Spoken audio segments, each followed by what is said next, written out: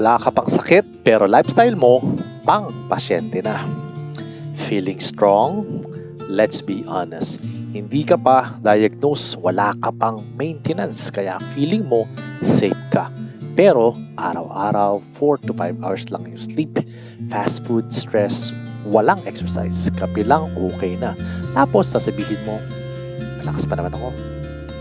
No, hindi ka malakas, hindi ka pa lang bumabagsak. High blood pressure doesn't need your permission. Tahimik lang yan habang busy ka.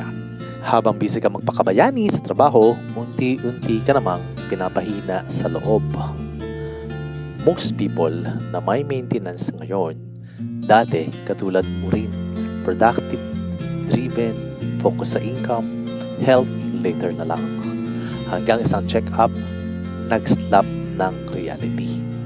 Hindi sila tamad, overconfident lang. Akala nila kaya pa.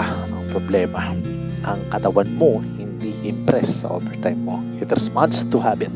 Kung disiplinado ka sa pera, dapat sa health din. Here's the controversial part.